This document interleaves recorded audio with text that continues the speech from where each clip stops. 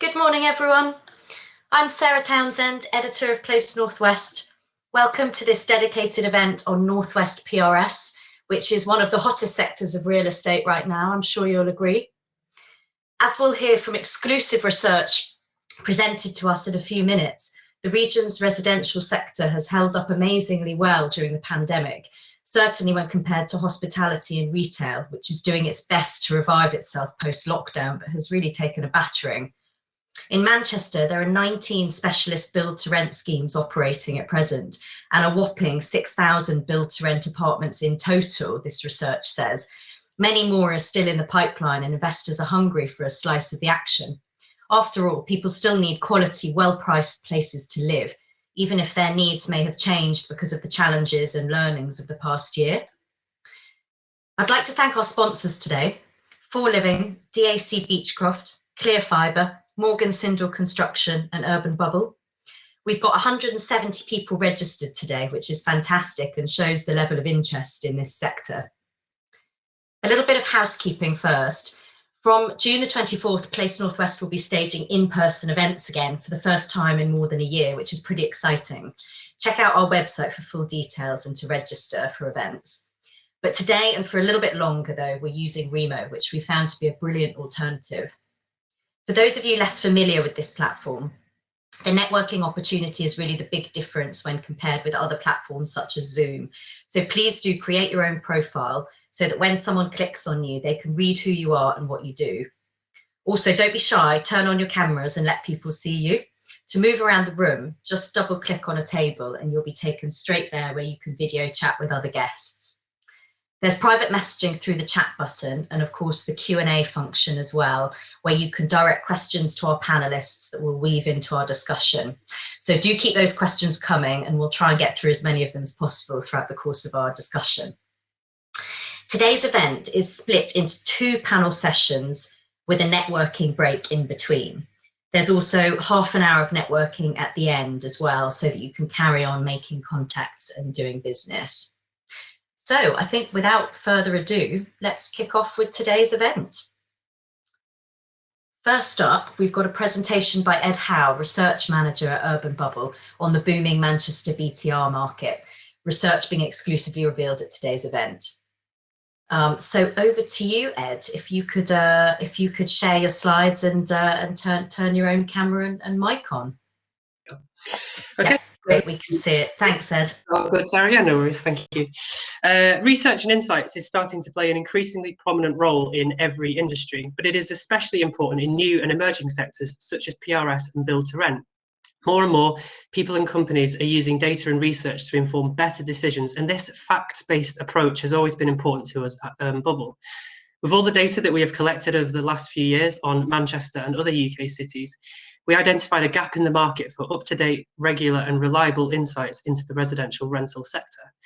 Avison Young do their Big 9 report on office take-up in regional cities. Deloitte have their annual Crane survey. But we saw a huge opportunity in the market for a report which looks in detail at the residential sector, tracking rents over a long period and studying new and emerging developments. We felt that this need became increasingly pressing during COVID. There was a rush of misinformation surrounding the resilience of the residential rental market in city centres and of cities in general. The feeling, especially in the early days, was that people would flee the cities for good, opting instead for less crowded suburbs. But we quickly found that this was not the case, that there was still a strong appetite for living in cities, and it is this kind of facts-based analysis which has driven us as a company over the last year, which we now want to make publicly available for everyone to subscribe to quarterly. Another question that we get asked a lot is, are there too many apartments being built in Manchester? Will there be an oversupply issue? So towards the end of last year, we undertook a study into the number of companies moving to or expanding in the city.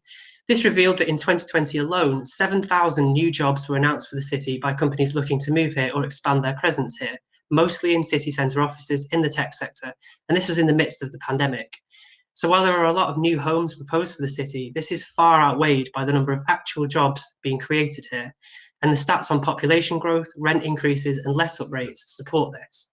In our brand new 32-page quarterly report, which I will summarise for you today, We have collected together insights into the ongoing rental trend for studios, 1, 2 and 3 bed apartments, as well as houses with 2 bedrooms or more in Manchester city centre and surrounding areas such as Salford Quays, Central Salford, Ancoats and New Islington, the area defined by the map on the right here. The report also looks at the number of properties let per month for the last 3 years to show the impact of COVID, as well as analysing seasonal trends in property. For instance, what is the city's absorption rate like, and how has it been affected by the pandemic? What is the difference between rents advertised and rents achieved in the city?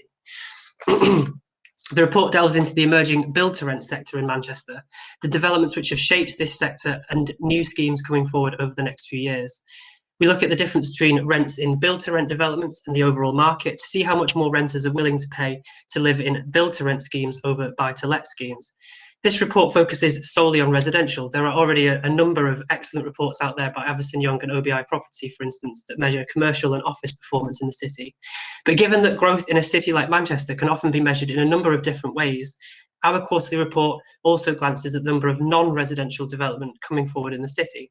For instance, how strong is the office market performing currently, as this sector generally fuels demand for residential. As an example, 1.3 million square foot of office space was let in Manchester in 2020, according to Avison Young. However, only 676,000 square foot of space was actually delivered. So there is an ongoing shortfall between office take-up and delivery of new office space, which has continued despite the pandemic.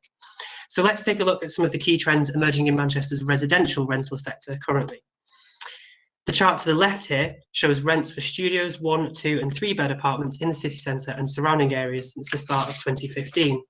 We also include houses with 2 or more bedrooms in this analysis because this unit type often gets overlooked in Manchester because the majority of people live in apartments.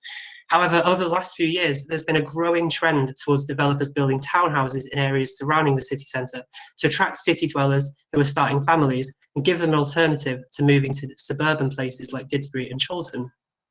Developments like Timekeepers Square and Castle Irwell in Salford are defining this new sector, and we're keen to track its progress over the coming years.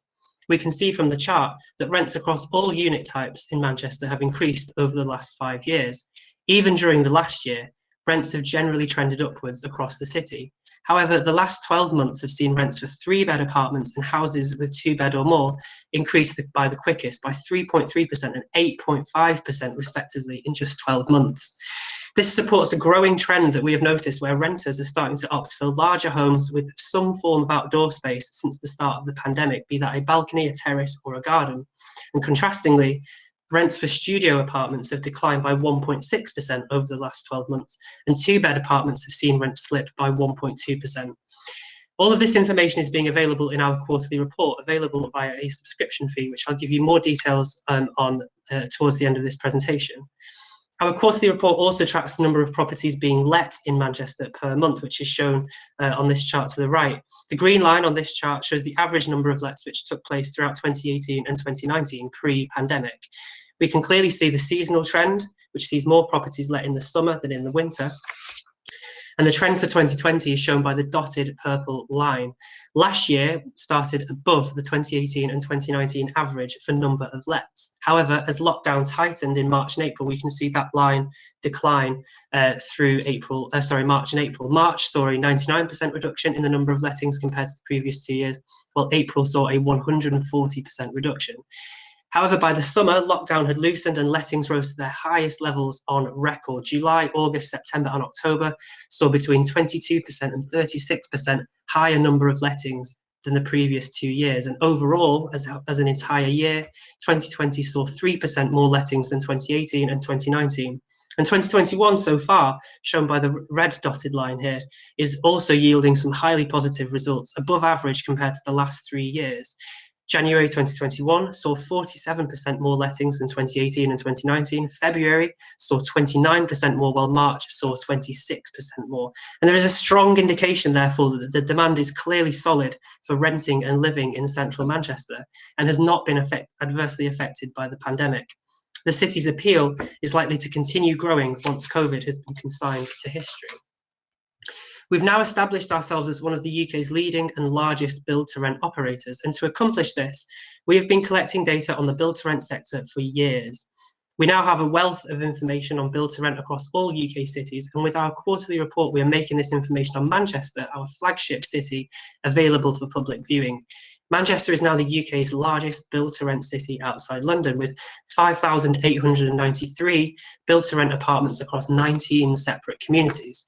This sector has emerged very rapidly in the city. In 2016, there was just one build-to-rent community in the city with under 500 apartments, but the sector now accounts for over 1/3 of homes completed in the city over the last decade. The sector in Manchester trebled in size between 2017 and 2018 and has doubled again since then. And with a further 5,000 build-to-rent apartments under construction in the city and a further 4,700 holding planning approval, the sector is set to treble in size again between now and 2026. This map shows all the build-to-rent communities currently active or proposed in Manchester city centre, and there are more over in Salford Quays. We track rents at Manchester's build-to-rent developments too, so we can establish our build-to-rent premium, which is the difference between what renters pay at build-to-rent developments over non-build-to-rent developments. In March 2021, renters paid £180 per calendar month more to live in a build-to-rent development than in a non-build-to-rent development on average. And this accounts for the higher quality of build-to-rent and PRS developments in Manchester. They feel like living in a hotel with everything under one roof. Maintenance is easy because it's managed holistically. There are residence events, and most developments have space for socialising and working from home, as well as an on-site gym, swimming pool, and other amenities.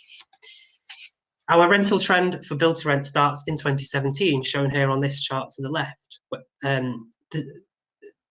Which compares build-to-rent rents with the overall market trend shown a few slides back. We can clearly see this build-to-rent uplift in play, with build-to-rent apartments sustaining higher rents than their non-build-to-rent equivalents. For 3 beds, the trend is slightly more erratic because there are not as many of these on the market, so this trend is prone to skewing a bit more. Over the past 3 years, rents at build-to-rent communities have risen by 1.1% on average, with all unit types seeing an increase, while the overall market has increased rent by a slightly lower amount. We have seen a gravitational shift take place in the last year, with renters opting for build-to-rent or PRS homes over non-build-to-rent or PRS homes. Their view, which we collect during regular residence surveys, is that they get more value for money from living in a build-to-rent community. More amenities, better service, a friendly concierge, high-quality work-from-home space, and a better chance to socialise, to get to know your neighbours than in a typical non-build-to-rent or PRS block. The chart to the right shows the growth and projected growth in the build-to-rent sector in Manchester. Although the industry has emerged rapidly over the last 3 years, we are only really just getting started, and by 2026 there will be at least 16,000 build-to-rent apartments in Manchester, up from under 6,000 today. We've been tracking developments of all kinds in Manchester for nearly a decade, since the city started to pick up after the last recession. The chart shown here shows the ongoing development of Manchester's residential sector.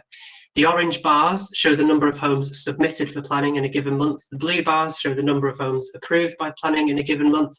The green line then shows the number of homes under construction in the city, while the black line shows the cumulative number of homes completed since we started collecting this data in January 2012. Over 16,600 homes have completed in Manchester over the last 9 years, and 5,700 of those homes were completed and delivered to the market during 2020. So over the last 9 years, 2020 on its own accounts for 1/3 of all homes completed in the city. This made 2020 the most active year for completion of residential developments on record. Even without COVID, we always knew that 2020 was going to be a difficult year for the rental market because of the sheer amount of new supply entering the market in just 12 months.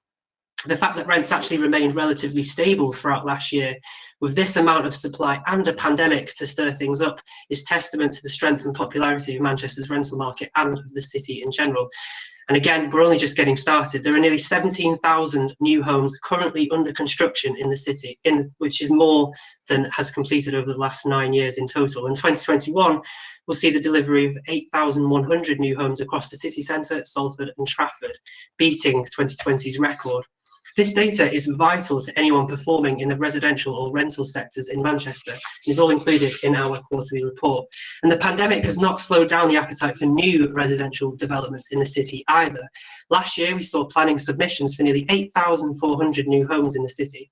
the highest annual total since 2017. And even towards the end of 2020, with the full impacts of COVID well documented, we saw over 2,600 new homes submitted for planning in the city. Additionally, construction started on over 5,000 new homes in the city last year, which was the highest amount since 2017 as well. This has been a really short summary of what is actually a 32-page report. It will be available for download very soon. To be notified when the report is ready, please go to that URL at the top there, urbanbubble.co.uk/research and insights, and fill in this form here to be notified about this report and any new reports that we will release publicly in the future.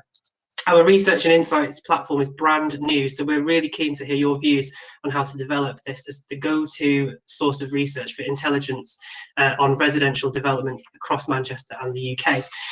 We also have detailed information on every major residential development completed or proposed in Manchester and other UK cities.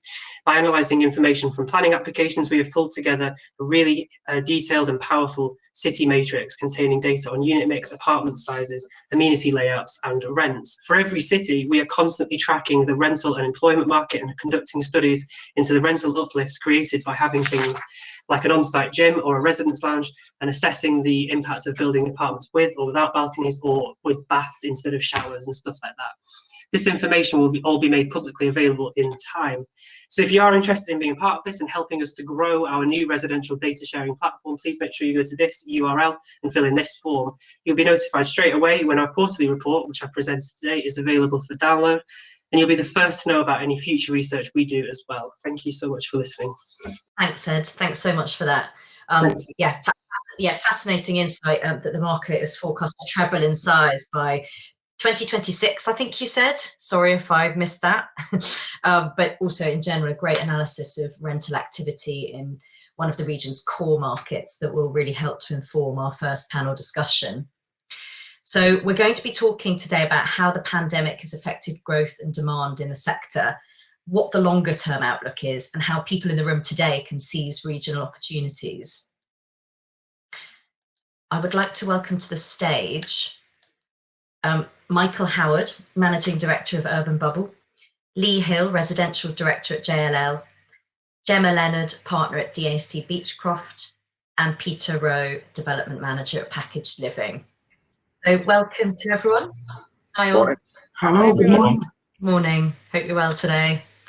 I can see a few people are back in the office, which is great news. Things are kind of gathering momentum, aren't they? A rare treat. A rare treat, yeah. Well, they could actually scoop me this morning, Sarah, because it seems my connection's a bit unstable here, so I think we'll apologise if I dip out. I won't interrupt the panel and won't join it, but I'll stay off camera for now just to see how we get on. Sure, no problem, Mick. No, that sounds good. And yes, as we know from these things, sometimes the video, having the video off, just helps. And hearing what you have to say is crucial. Is the crucial thing. Well, we'll see about that.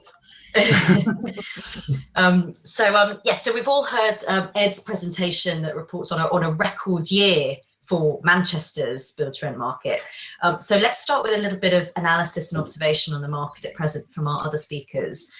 Lee, in your mind, how healthy is the sector at the moment, not just in Manchester, but across the whole of the Northwest? And what do you think are the factors likely to impede or drive growth here in the next 12 months? Okay, well, it's interesting to see the graphs in that presentation, because it's, obviously while we're all different companies, there's a definite trend there that we've felt throughout the last 12 months. And without wanting to sort of go over everything in Ed's presentation, COVID has massively affected cities around the UK. Manchester is a thriving centre, and it almost feels like for the last 12 months that it's been switched off.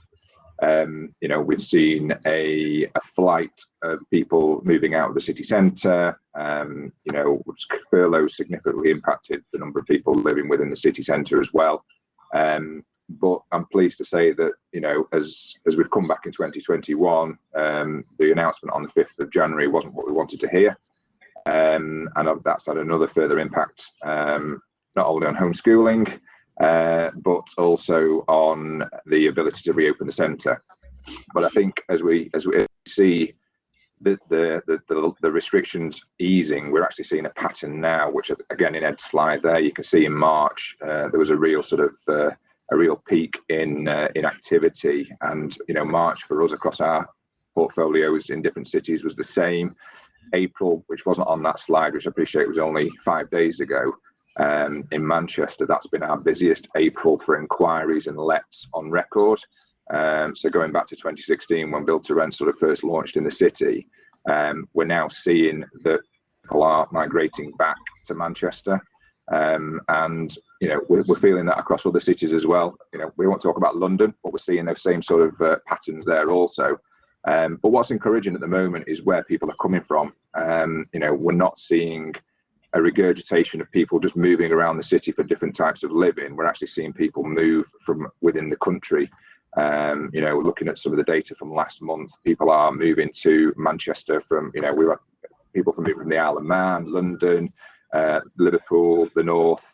So it's really encouraging now that people are returning to Manchester, and hopefully as lockdown sort of eases in 2 weeks, and eventually when we come into June, we'll see a hell of a lot more activity, because May really is the catalyst for the market in Manchester and other regions. It's when the sort of it's when the tide turns, if you like, and we get into the crazy months of summer. Great, thanks, Lee.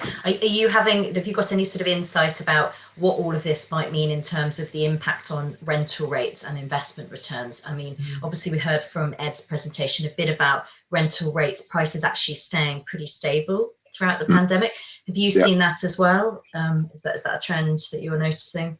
I think, I'd be lying if I said that rents have stayed steady throughout this period. We have seen, particularly through the first part of last year in the first lockdown, there had to be some elasticity in rents, because ultimately there was a sort of everyone left the room effectively. So we were trying to encourage people back into the city. It depends on scheme size.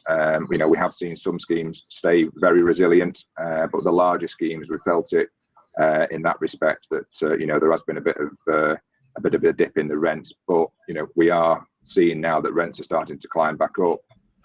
So yeah, I think we're fairly hopeful in terms of investment into Manchester.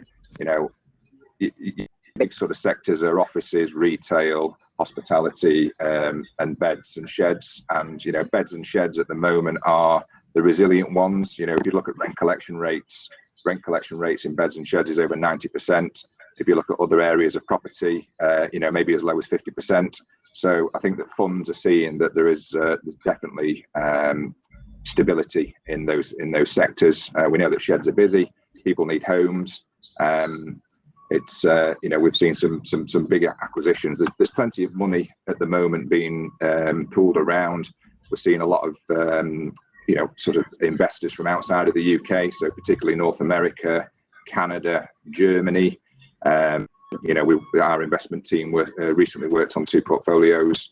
We sold the Real Star portfolio to Quadreal, which is a Canadian-based real estate investor, for over £300 million. We recently acted for a German private investor who bought the Dandara portfolio, which is just under 2,000 units. That's based in Leeds, Manchester and Birmingham, and that was sold for over £700 million. So, there's big appetite out there, and there's plenty of cash that needs to be deployed. Interesting, and yeah, really interesting to hear about those new markets, new market entrants, I should say. Some countries that haven't previously necessarily been on the kind of list of countries showing an interest immediately here. Absolutely, and again in the UK, we're seeing a lot of investors that haven't stepped into this market previously that are now looking to step into this market and see it as a good asset class to invest in. Brilliant. Okay, thanks, Lee. Gemma, looking at your work with your clients, how has COVID impacted the market for you? Well, not for you, but for your clients and for the work they're doing. And do you think there are any things we should worry about in terms of how the sector might be affected going forward? I mean, it all looks like quite a rosy picture, and like things might, continue to actually gain more and more momentum. But there are continuing unknowns, aren't there? Yeah, I think that's absolutely right, Sarah. I mean, we feel quite lucky that residential has been seen as sort of a safe bet throughout the pandemic. So our teams have remained really busy across the piece. We've been closing portfolios for investors, closing deals for house builders, throughout. And as I say, teams have been really, really busy.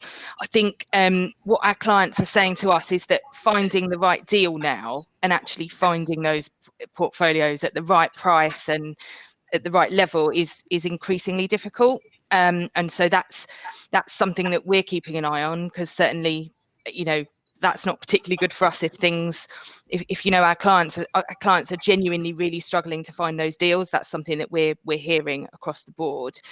I think the major piece, which is sort of cautious concern from our perspective, is obviously the market from our side has been booming. But I remember sitting on this panel with you, I think it was a year ago, Sarah, about when and we said then, oh well, when we know when the unknowns become knowns and we see the end of furlough and talk of stamp duty holiday and all of that, all of those unknowns I think are still unknowns. We still don't really know what the effects are going to be, and so I guess it's a bit of caution there in terms of what the market will do as we come out of the pandemic.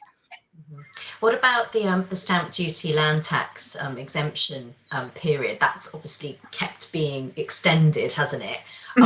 Obviously that was intended to stimulate buying, and certainly it has had the desired effect. I wonder what the impact then is on the rental market, or is it that actually because of continued economic uncertainty in the market, actually people are kind of opting for rental? Maybe they're actually selling up and deciding to rent, or is there any sort of clarity on what's happening there? I think there's a real mix in that obviously the stamp duty holiday has completely meant that our conveyancing team, we've had to take on temporary staff because they're off the scale busy. It's quite ridiculous, and we don't know how long that's. We think that obviously we thought it was going to come to an end already, and then it's been extended. I think we think that we're going to continue to be busy whilst ever that's going on the sales side. But obviously, as furlough comes to an end, I think there's also the part of the market that's thought actually, renting is the best bet, because there's a lot of job uncertainty. There's a lot of uncertainty, as we've talked about, and a lot of unknowns. And so I think there's a real mix. And I think it's been good for both markets actually, and both buying and renting. I don't think either have really suffered as a result. Okay, that's interesting. Thanks, Gemma. Peter, our developer in the room, how's business for you right now? And perhaps you can give us an overview of some of the key Northwest projects that you're working on. Cheers, Sarah. I mean, I think actually myself is probably case in point for the health of the sector, really, because I joined Package myself in February, so I'm a complete lockdown recruit, really, and I'm not the only one at Package. We've just taken on a couple of acquisitions, sort of surveyors into our team as well. So I think that just shows the health of BTR, really, that you've got developers who are expanding their teams nationally, really, and sort of looking for new opportunities. I think I was brought into the team. I'm based in Manchester to run the scheme that we've got in Piccadilly East.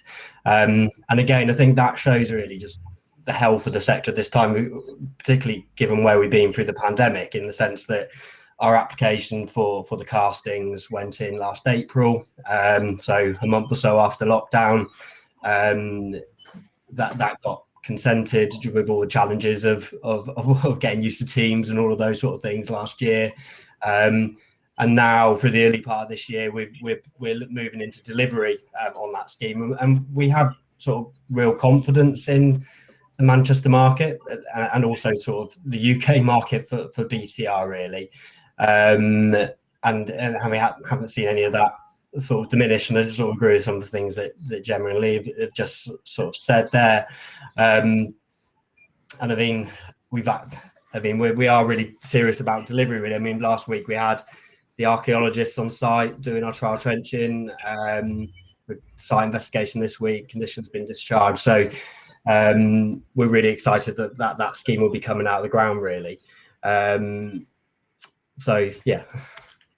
Yeah, no, brilliant. Thank you, Peter. I actually, while you're speaking, our first question from the audience, from Andrew Bickerdike, I think might be good to be directed to you, actually, Peter. Are there early signs that people living in the city centre may be looking for a different product and service offer post-COVID?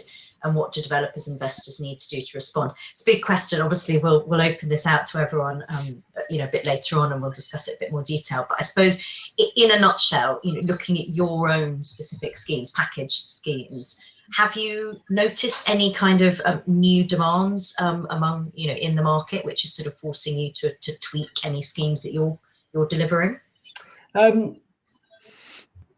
There's probably sort of 2 points to this, really. I think on one side, I think there's a bit of a myth out there a little bit, and I think we're sort of not hearing less of that. But certainly during lockdown, right at the beginning, we were hearing city living is obsolete. People are going to be moving to the suburbs to have space. I think what we've seen since the end of the last lockdown, and how Manchester. I mean, I came through a Friday a couple of weeks ago, coming back from a site visit in Newcastle, and Manchester was just absolutely throbbing with activity. So people want to be in cities. I think that is true, and I think people want that demand, and it's reflected in the interest that Lee's had in inquiries early part of this year.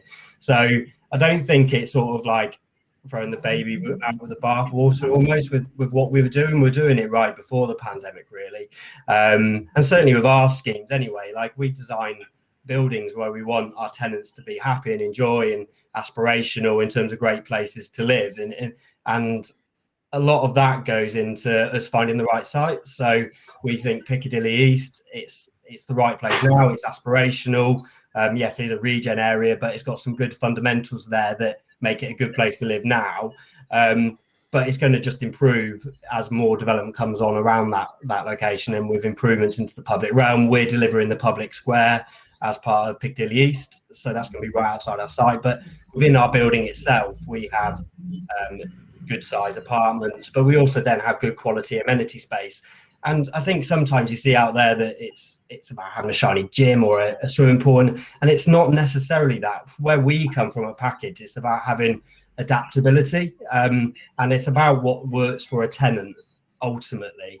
So what we like to do in terms of our amenity space is, because these buildings are going to be held for a long time by an institution, and they need to, and as soon as our scheme comes on, there'll be another one next year and another one the next year after that. And it's all really about building that flexibility into the amenity, that make those spaces of good quality, durable, but can always be adapted to meet the needs of the tenants. So I suppose one thing that we've seen in some of our schemes and elsewhere in the country is families living in our developments, and you suddenly get a homework club pop up in the amenity space, or an arts club or something like that. And I mean, that's really good for us to see. I think that's about us creating really good quality places, which are then so hopefully that answers Andrew's question. Absolutely, thanks, Peter. Mick, lest we forget, you're sort of in the shadows there. I think this is the longest period of time, as Lee will say, that I've ever been quiet on a panel, isn't it? I'm sorry to keep you quiet for so long. It's been really interesting to listen for once. Yeah, well, so Urban Bubble has property management contracts for multiple PRS but build-to-rent schemes. Can you tell us a bit about the demographic profile, perhaps, of the actual tenants? Where are they coming from? What are they looking for? Has the typical renter changed of late? And then added to that, if you have any thoughts on this question from Andrew as well, any evidence that people are looking for a slightly different offer post-COVID, then that would be great, Mick. Yeah, sure. I think really interesting points, and some points to substantiate from Peter and also from Lee. I think in terms of demographic, 45% of the people coming to live in our properties here in Manchester are not coming from within 5 miles of the city centre, which is quite a profound stat.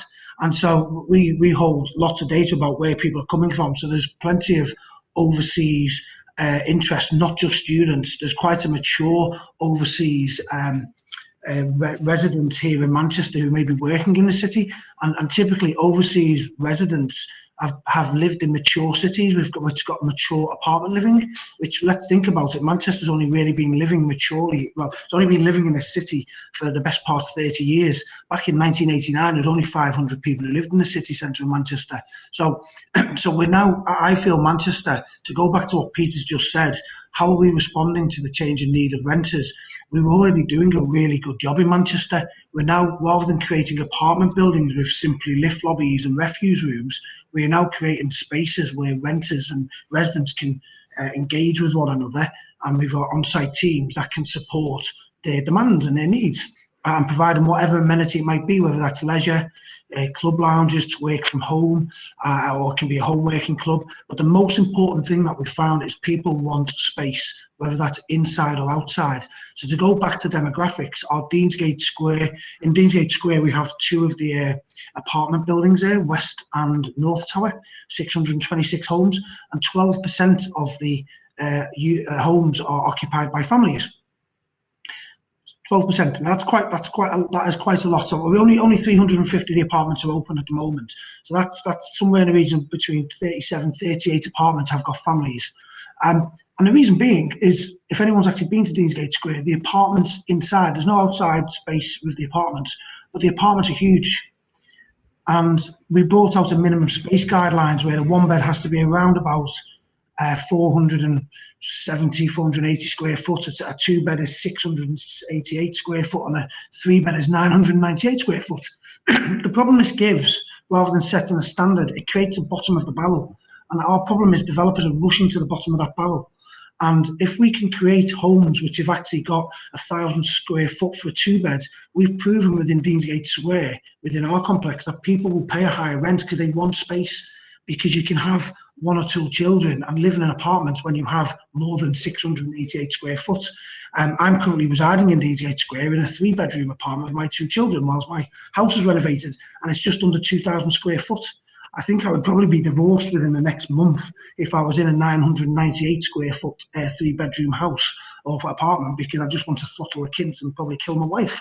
But that aside, I think there's a lesson there, because Deansgate Square is different. There aren't very many apartments in Manchester that go into that sort of larger space size, and I think it may be a lesson for future developments and how we can really push the boundaries of the minimum space guidelines and create bigger apartments.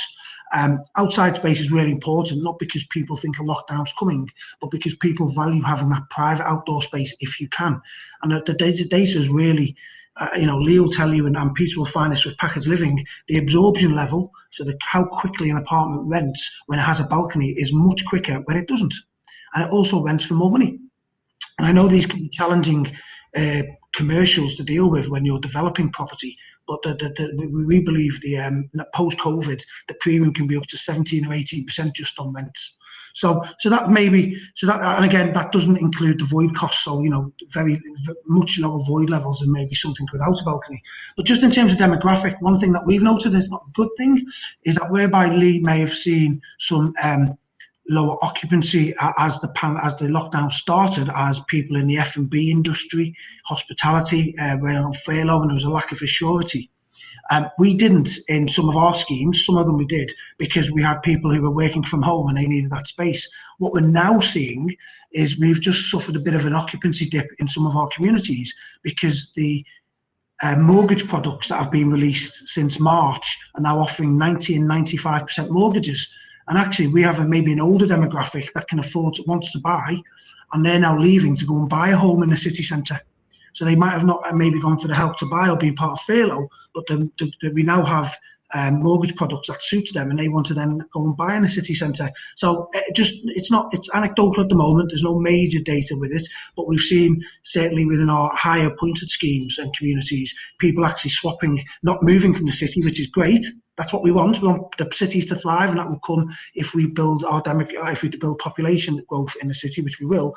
But they're actually looking to buy in the city because they now have mortgage products allowing them to do so. So that's just a little bit of insight there in terms of our occupancy levels dipping a bit because people are moving to buy in some schemes. Okay, that's really interesting. Thanks, Nick. Sorry, I was just going to say, just on that point, if you look at the demographic, we looked at our demographic, and sort of 80% of the people are aged between 18 and 35. So when people leave university who for instance, like Manchester's got a huge bounce rate. It's about 55% of people that study in Manchester return to Manchester to live. So a lot of those people that studied here move back here to secure jobs. But ultimately Manchester, Liverpool, Leeds, they're good cities. The people live here for an experience. They don't just live here to work. And I think that a lot of people haven't necessarily lived in apartments before, so they've not lived in an apartment during a pandemic, and therefore wanting to move into a city is quite exciting. I think for those that have lived in the city before and want to move back in, then outdoor space is definitely on a lot of people's wish lists. We've seen a huge take up in our Greengate scheme that's got 50% of the apartments have got balconies, and they're the very more popular ones. And again, going back to Mick's, mentioned there about space, our scheme in Piccadilly, which Burlington House is 91 apartments. There's only 7 apartments in there with outdoor space, but the apartments are huge. They are really big apartments with no amenity whatsoever. It's got a small lounge downstairs, and people have stayed there throughout the pandemic because they've had the space to work from home, to not feel claustrophobic. Admittedly, it looks onto a canal, quite a nice view. I mean, these are things that we'll maybe get onto in sort of what build to rent looks like in the future. But it's just interesting to see that, because obviously throughout pandemics, all of the pools, the gyms, the lounges were shut. So, residents were sort of living in buildings that they didn't get the full usage from it. But I think, to sort of finish on Mick's point there, space is definitely, something that should be a big consideration. It's not all about bells and whistles. It's just about old-fashioned space. And the point is we're getting that space, right? That amenity space, that facility space. Manchester's already done a really, really good job. We've got some fabulous developers who've done a good job. I think, that's a call out today, really think about what we're doing, but do what we do better. And that's that internal living space. It's been a really difficult time for the last 12 months for residents living in apartments who have been locked down. A really difficult time. I think those that have had more space have suffered. I've suffered less, if you like, living in the city. Yeah, and it is, it has been one of the, a criticism, hasn't it, of the PRS sector in recent months / years. That it's the spaces are too small, and then it's sort of like cramming too much into a block.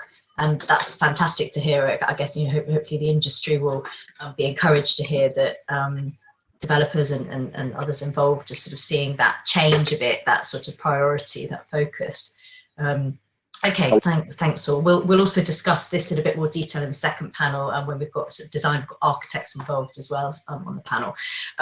Gemma, this next question from a member of our audience, Philip Pearson: is there any noticeable interest from investors for modern methods of construction and higher than standard sustainability criteria over traditional build in this sector? And do you envisage these leading to rental premiums? So this is as well as size, this is another kind of hot topic, isn't it, in property in general, not just the rental sector?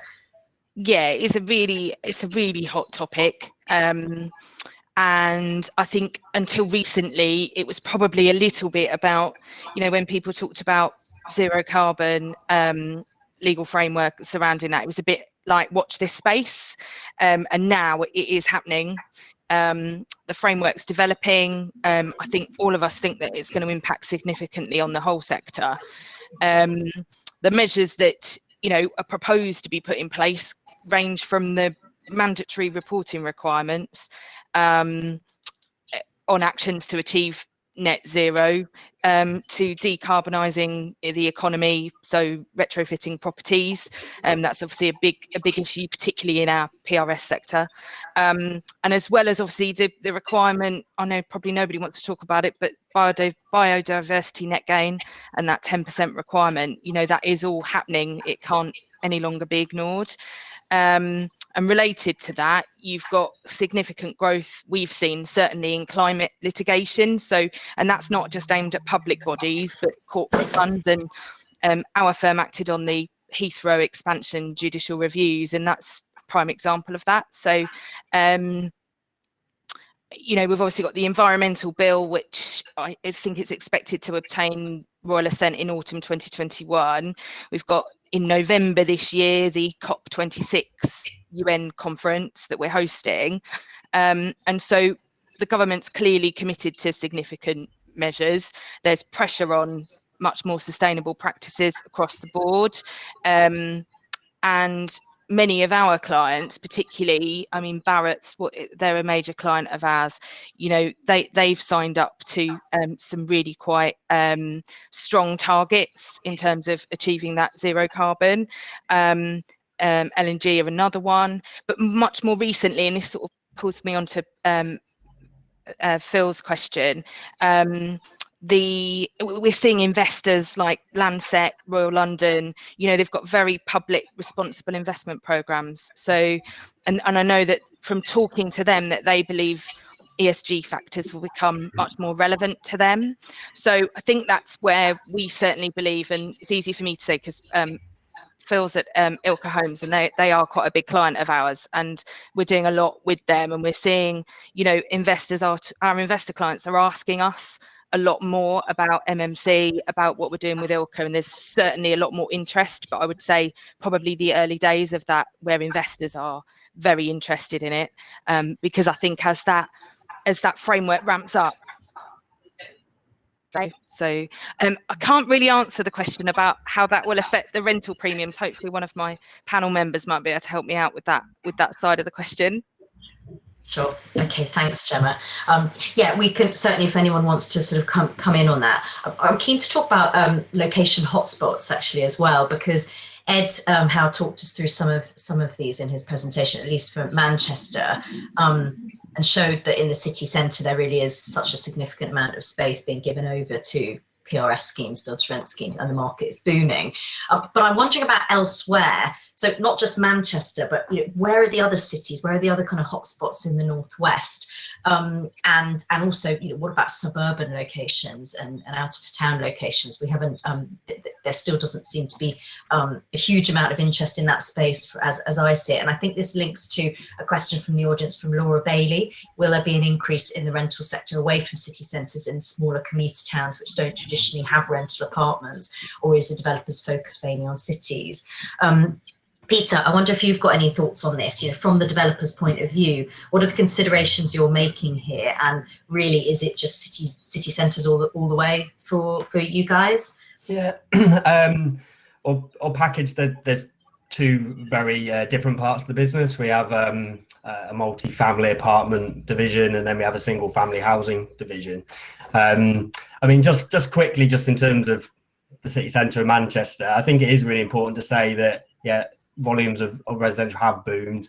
It's clearly a very hot location, but it's also, that's a lot of that's for sale still. A lot of that is maybe more traditional PRS stock, but in terms of institutionally owned, operated, grade BTR, there's still a lot of headroom there in terms of Manchester's still a market that people want to invest in. So I think that's really important to say. I mean, looking at suburbia, that's a key growth area for us in terms of what we call single family or suburban BTR. I think what you're seeing is you've got these people who've been living in the private sector, private renter sector, who are now in their 30s and 40s. I've got a stat here: 56% of households are in build to rent or PRS between 35 and 40 are living with children. And also what we've probably seen with the pandemic as well is there is a move away to suburbia. I think we've all probably had this in our life when we're trying to rent maybe in Chorlton, that you're renting off of a private landlord and you can never get your boiler fixed. And I mean, to be honest, it's not very professionalized. It's not a very good service.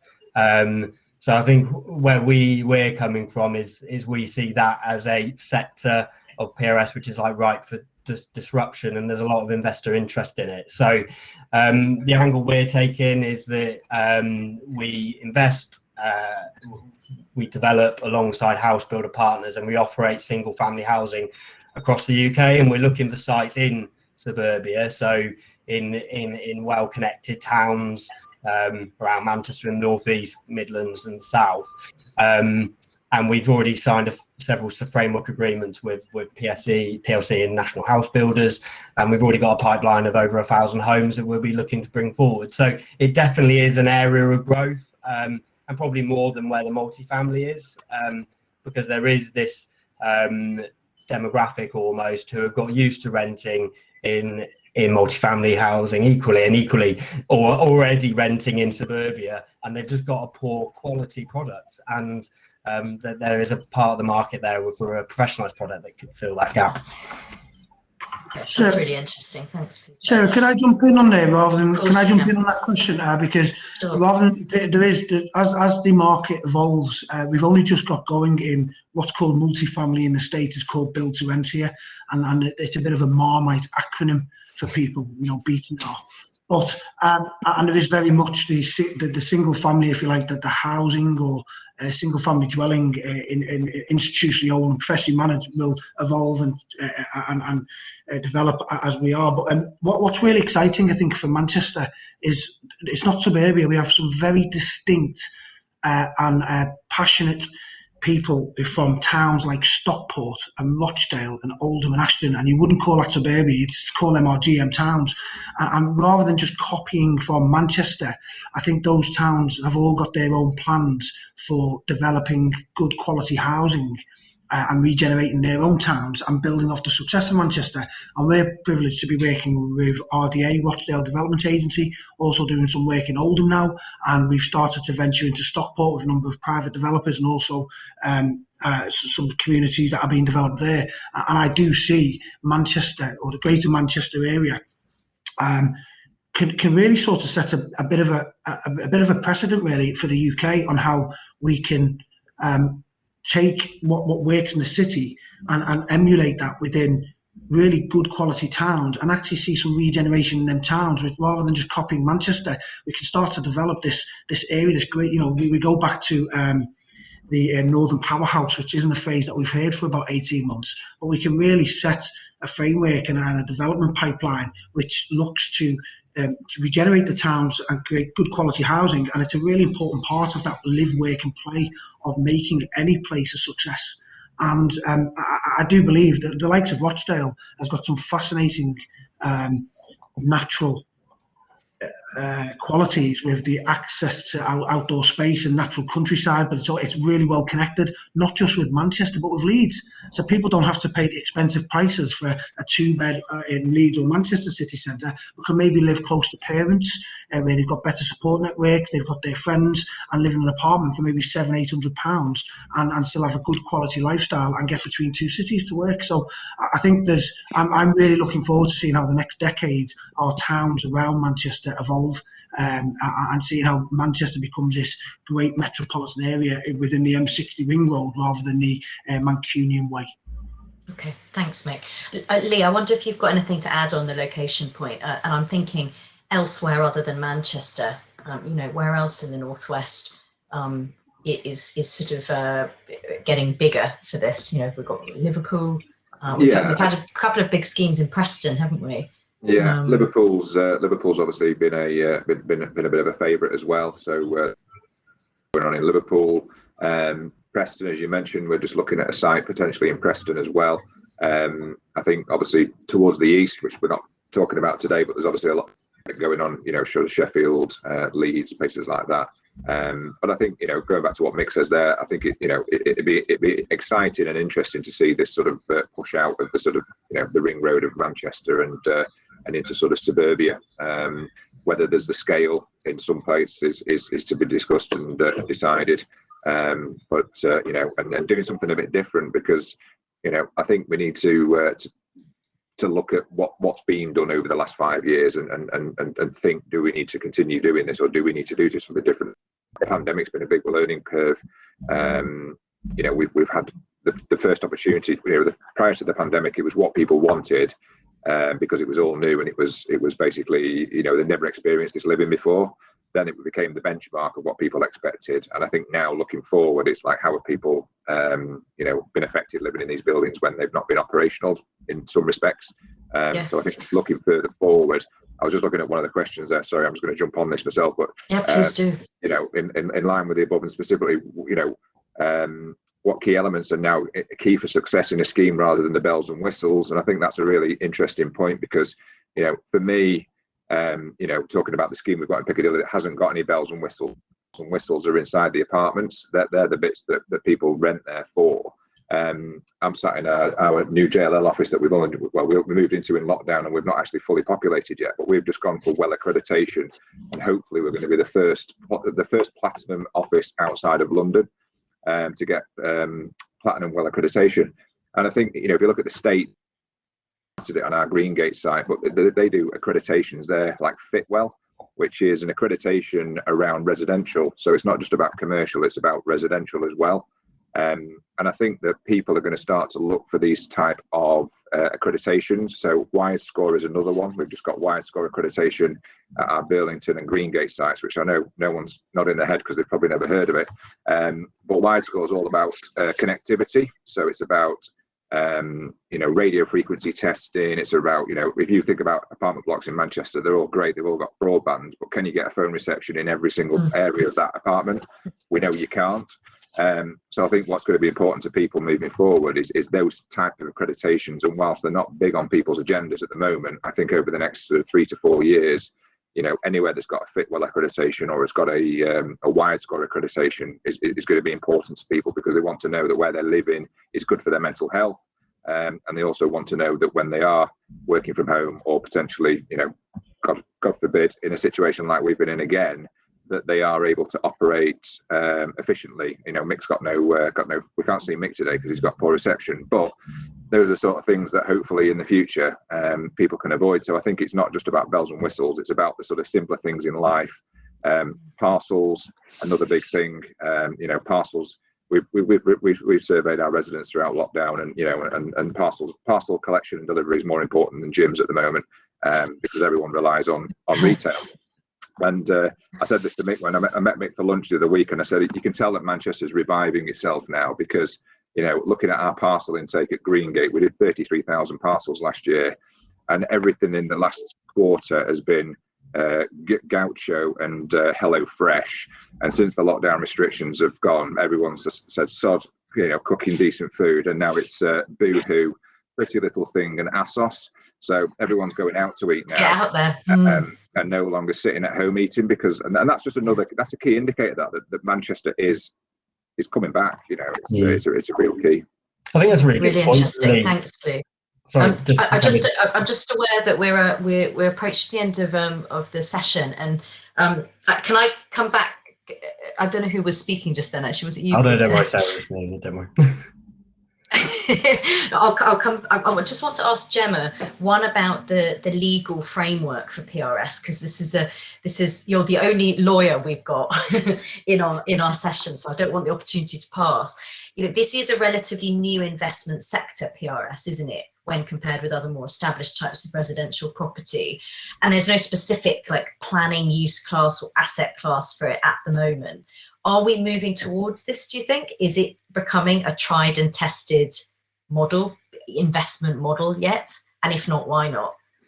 I think most of my clients would want me to say that it's not happening quick enough for them. Is probably where it is. I think there's a general perception, certainly our perception and our beliefs, and certainly backed by our investor clients, that there's quite major inconsistencies between national, regional, local planning policies, and there's still generally not enough buy-in into PRS as its standalone asset class across the country.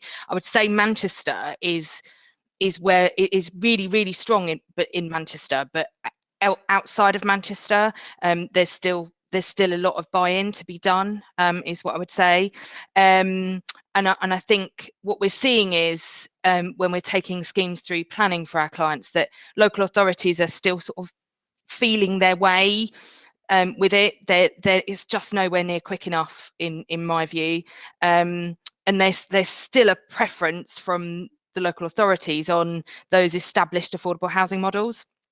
And so that's a continuing frustration, but hopefully something that we can continue to try and we seem to be talking about it for a while, but hopefully we can continue to bash that drum and get us there where we need to be. Great, thanks, Gemma. Peter, sorry, what were you wanting to say? Actually, just after, I might come in the back of Gemma's point there, just to reiterate, really, like we obviously as a planner myself, in terms of my background, Yeah, would reiterate what Gemma said. When you look, Manchester's great, to be honest. It gets built to rent, and equally, thanks to good consultation and a great team, we got our planning application through, delegated for a 25-storey tower. I'm not sure if this is true, but it probably is one or only 25-storey tower granted under delegated powers in the country. I can't imagine it's happened many other places because we don't have the same consistency, certainly. And this might be an issue for northwest towns as well, in terms of the skills for higher density development. We certainly noticed that planning in other parts of the country in terms of taller buildings is much more difficult. They don't have the same skills as they do in Manchester in terms of dealing with them. I think affordable housing, there's a well-trodden approach now, which Manchester's dealing with that. But equally, you go into other authorities who haven't dealt with a BTR scheme before, and you're having to educate them a lot and upskill them. And to be fair, what we've had is we had a great team in Manchester that helped us through that. But it is really important you have the right professional team on board with you to sort of be able to educate authorities, really. Okay, thanks, Peter. Well, one more question for you, actually. Obviously, during COVID, we've seen property managers like urbanbubble having to sort of instigate and oversee all sorts of health and safety measures to keep residents safe in such the high density residential schemes. Do you think some of these measures will remain in place for the longer term, do you think? Or can we hopefully soon do away with some of them? Sorry, Sarah, was that for me or? Yeah, for you. Yeah, I see Mick's come back as well. So we've probably got about 1-2 minutes left. From an operational perspective. Okay, sure. Okay. Yeah, Mick, did you hear all of that question? Yeah, I did, and my camera might make me drop out. So if I don't answer quickly, then Lee will pick up. Thanks, Lee. I think some of the things that will remain is the digitalisation of the processes. Can you hear me okay, Sarah? Just give me a nod. Yeah, absolutely. Yeah, so I think COVID was great because it allowed us to digitalise a lot of processes like the viewing experience and prospect engagement. In terms of cleaning, I think I think there's certain things that we won't, there's certain things that may continue to happen, like the booking of gym spaces. I think Lee will probably support the fact that as we're in this interim period at the moment, it's been great because we can manage capacity at the gym spaces because we're not allowed to fully open them, and that allows us to clean them down and make sure the amenity spaces are kept sanitized. And maybe some of that element may stay going forward, and that would help us because there are certain peak times amenity and facility spaces are oversubscribed. But I generally feel that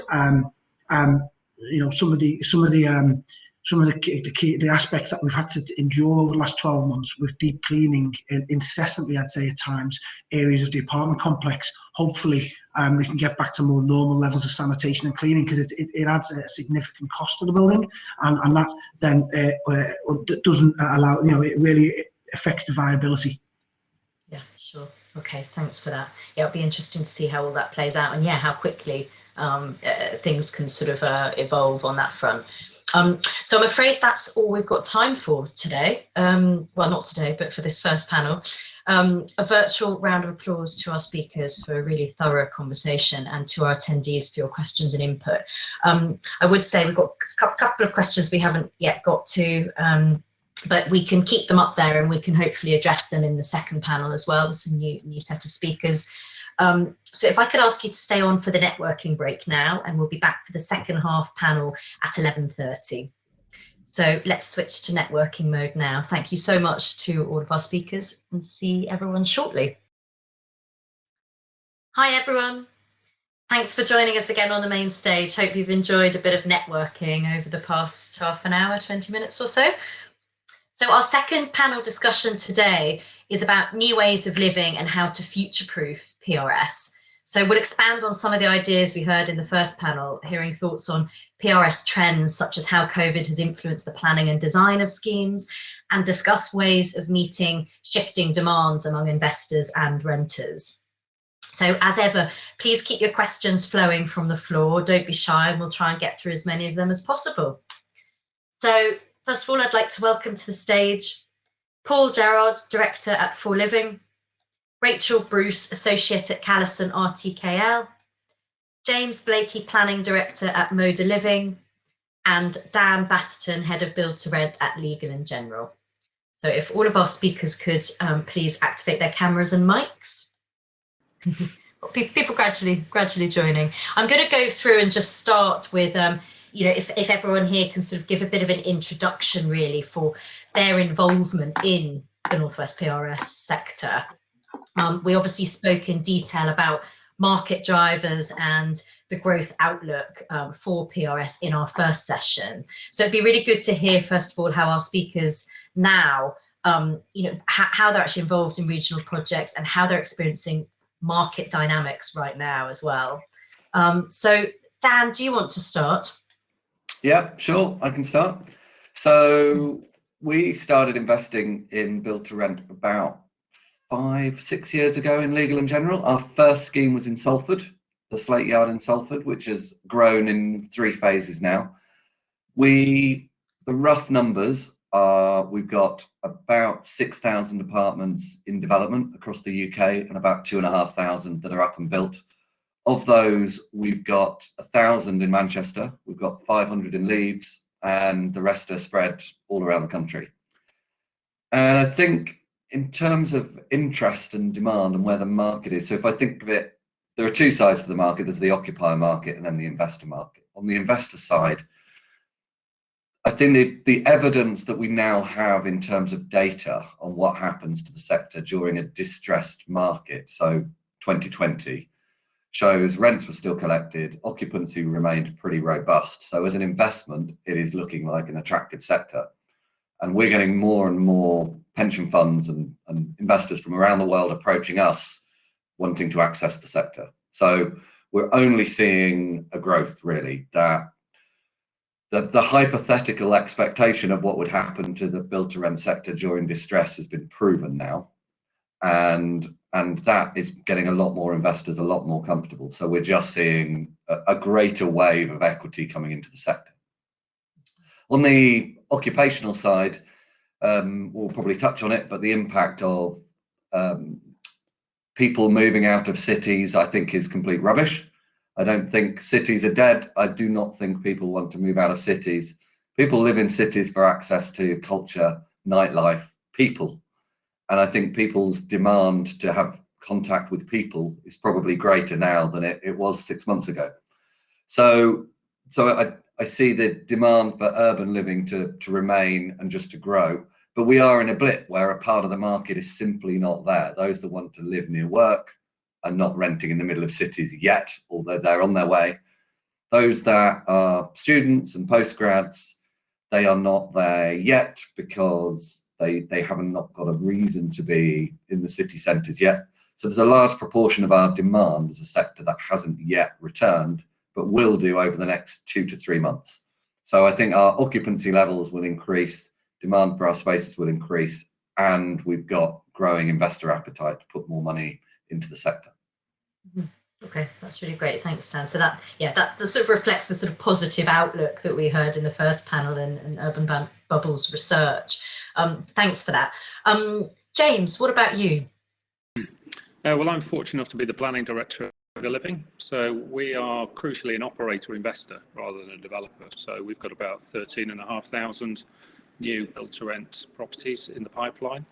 And for us, it's all about that element of quality and delivery. So we've got currently just short of £1 billion worth of construction on site right now. Our flagship site is at Angel Gardens in Manchester. So that should be fully let in Q3 of this year.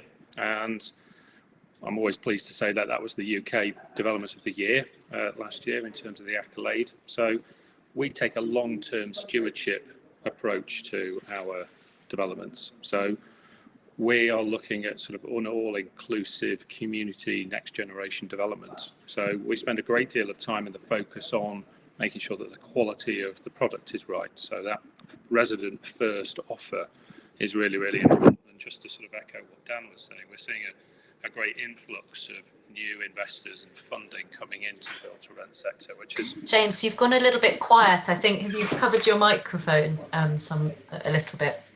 I can still just about hear you, but... Is that better? Yeah, that's better. Yes, Great. thank you. So, yeah, but from a resident first point of view, that's our business model. And just sort of saying in terms of what Dan was highlighting there, there's a great deal of sort of funding coming into the build to rent market. It's shown a real resilience over the course of the last sort of 12 to 14 months in terms of that long-term income stream. But it needs to be sort of an operator-led in terms of that quality. So again, we're seeing very good rental returns at sort of 98 to 99% in terms of people being able to pay on time.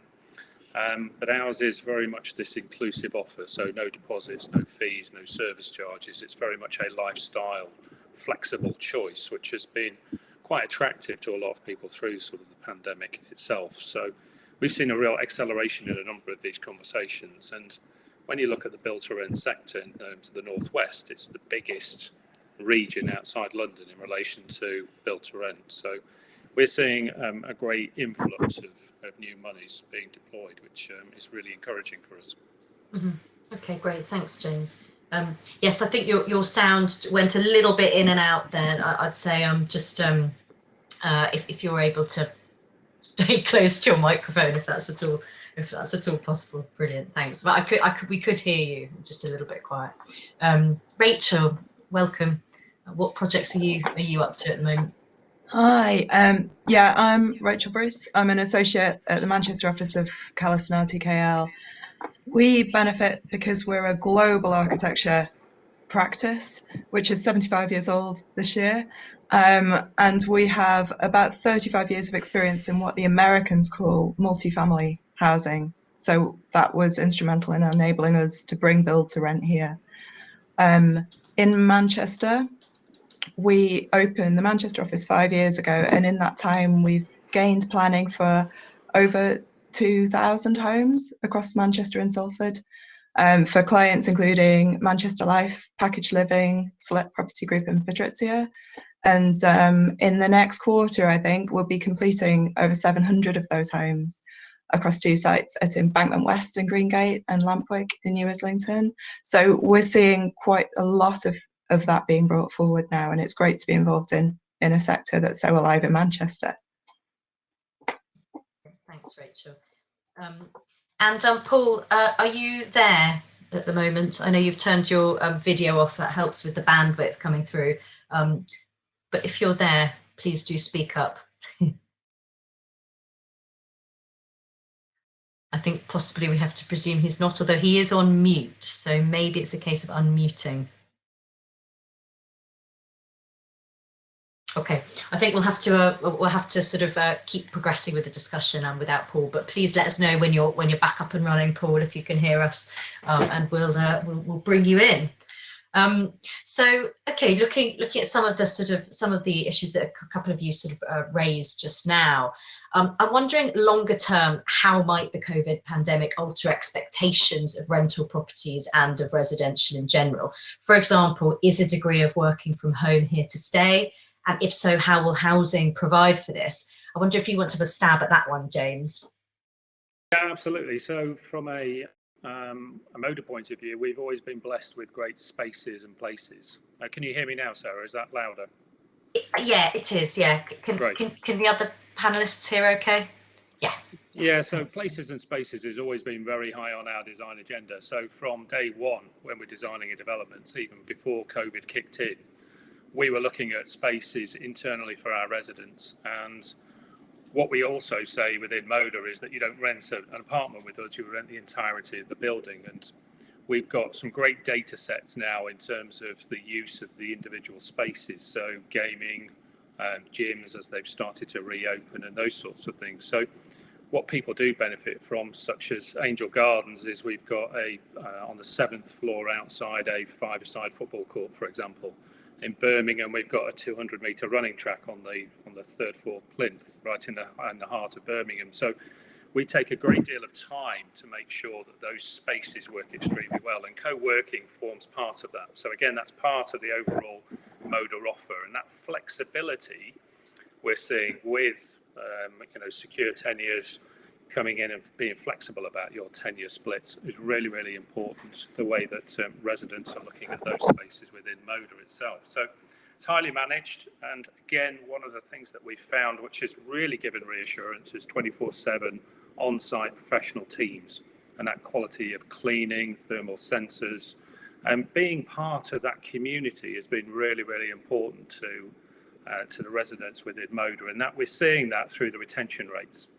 I think one of the other really interesting things for us, and again looking at Angel Gardens, and this is a stat that I always like to use, is that about 40% of the people who are now renting Angel Gardens have come from freehold properties. So they've made that choice to leave freehold and come into rental because of a lifestyle choice, which we always base on health and well-being. So it's a really interesting dynamic now where people are looking for that element of choice, security of tenure and flexibility all wrapped together as part of this accelerating conversation about build to rent. Okay, thanks, James. Rachel, I linked to this. What do you think is the future of the amenity offer then in PRS schemes, and what does this mean for the design of projects which you're specifically involved in? I know that before this event, you, Rachel, but also I think many of the other panelists spoke about tweaks being made to schemes to reduce the collective amenity offer perhaps and make the actual living space bigger. And we touched on this in the first panel. Is this something that's going to become more of a trend, do you think? Well, post-COVID? I think, yeah, it's going to be interesting to see what happens with the amenity space, because really we're looking at what's going to change to become, because we have to look at designing effectively what's a product. It's something that people want and a lifestyle that they want. And so we need to know in a way how people are going to live, how that's going to change post-COVID, because it's almost as if COVID has accelerated some of the changes that were happening anyway, with people working more from home and changing their lifestyle around that. So it could be that instead of the gym in an amenity area, we now need to provide Peloton bikes that you can hire and have delivered to your apartment. You know, it's these kind of changes that we're not certain what they're going to be when everything settles down at the end of the moment. So really it's looking to how we can make those decisions and how really we can find out from people how they're going to want to live in the future. Mm-hmm. And are there any sort of is there any early visibility on anything completely new for how, you know, that could be incorporated into build to rent schemes that we might not have thought about before? I'm not sure really. We're still kind of waiting to find out, because we've been through this huge swing of where everyone's gone entirely to being at home, and I think the pendulum's going to swing back, but possibly not all the way. So I mean, one of the big things in build to rent anyway has been dealing with parcels and the huge number of parcel deliveries and how you deal with those. And as someone was saying earlier on, they're all changing now from being the food deliveries to being clothing. But again, it's things like that we just need to make sure we can adapt to, and we need to make sure that we've got the spaces that can adapt to whatever the future is going to bring. Mm-hmm. Yeah, absolutely. Okay. And this was touched on a bit earlier, but criticism of PRS schemes within the property industry in recent years, and maybe outside it, claims that it's providing you know, really too small units and maybe sort of student accommodation for adults. These are just some of the sort of negative things associated with the sector. I wonder what's driving this negativity and how really can the industry work to dispel such views? Dan, do you have any points to make on that? I wonder if that's something that's, you know, as a funder, become aware of, and whether you think the tide's turning anyway. I think there's a few points to that. One is building regulations, which I say with a slightly heavy heart. I use that phrase, but building regulations, which I think it was one of the earlier speakers talked about, does create, it should be a floor, not a target. And people work towards achieving building regulations rather than seeing that actually that is the lowest of the low and we should be looking greater than that. I think we've probably seen the impact of that with the new fire safety regulations that are coming through and rules around cladding, that simply meeting building regulations is not good enough for the long term. When it comes to space standards, well-designed apartments that meet national space standards are very spacious and can be very attractive. Having open plan apartments helps with that, to make them larger, but with that comes some additional costs in terms of having sprinklers and additional fire safety measures, which is good anyway. but it's about having them well designed and using that space correctly. I think you're right, you can go down much smaller apartments. There are lots of parts of the country that don't require national space standards for apartment sizes, and that can squeeze the apartment sizes. I think, again, though, I think going back to the last question as well, I'm really wary of jumping to conclusions around apartments being too big or too small based on the fact that we've all been locked up in our homes for the last 14 months. And I think pretty much whatever space you're locked in for 14 months, you'll think is too small. I mean, we closed our communal amenity space, including the work from home space, because we thought it was the safe, right thing to do. So I guess the huge frustration is we have this amazing space and nobody can use it. And it's there at exactly the point people want it and need it, and yet it couldn't be used. So I don't think we should be jumping to the conclusion that building to national space standards is too small when we've all been intensively using our residential in a way that we probably never really used before. And so I guess I'm just being careful about jumping to conclusions. I think going back to the previous point on amenity space and working from home, we've got a scheme with 500 apartments, 700 people living there. I have no idea how many of those will work from home in June. Not a clue. It could be 100 of them. It could be 700 of them. I have no idea. And yet we're going to have to accommodate them in some way, either in our communal space or in the apartments. And there's nobody that can tell me what that number is yet. But in 6 months' time, we will know, we will have an idea about what the trend is for people working from home and how that's evolving. We're just in a moment in time where we are between people changing the way they have used their homes. And I mean, we've used the rather unsexy phrase of intensification of residential, but we're spending longer in our homes. They become more valuable to us, not necessarily financially, but emotionally. Our homes are more valuable to us because we're spending more time in them, and we expect people to spend more time in them going forward. But how much more, we don't know. We just have to try and be flexible. So it's the challenge for Rachel and for architects and for planners is, how do we design in flexibility? How can we future-proof schemes for changes? That you're exactly right, that today's gym might be tomorrow's virtual reality room. How do we design that in to allow those changes to happen? Mm-hmm. Yeah, thanks, Dan. I've actually got a follow-up question for you in a minute, but firstly to you, Rachel, do you have any thoughts on practically how to design in this flexibility, and have you actually had to do this with any of your current schemes on the drawing board at the moment? I think really, and in terms of schemes at the moment, what we're finding is that we're leaving amenity spaces until the last thing to look at. So that although we may have decided at the beginning of a project that could last 2 or 3 years, you know, what it's going to be, by the time we get to the end of it, we probably need to look at that again. And I think that's really what we're doing, is buying ourselves time in terms of deciding exactly what we're going to have in the end. And I suppose another way I'd come at it in a way is that we always start by looking at who we're designing for. And in a way, because of this huge change with the pandemic, that those people have changed. You know, the people who are living in our buildings, their lifestyle has changed. And until we know exactly what they want to do in the future, it's hard to then adjust around them. So I guess what we're trying to do is establish how people's lives are going to change. And again, as Dan said, we're in this sort of moment where we're pivoting to somewhere and we don't quite know where it is yet. So it's getting hold of that information to then enable us to say, right, okay, what we need instead of, you know, the gym is the virtual reality room or whatever it's going to be. Okay, thanks, Rachel. So yeah, still quite a few unknowns then in how this is all going to play out. Dan, just coming back to you briefly on how does this all play into the actual overall funding outlook for PRS, Northwest PRS specifically?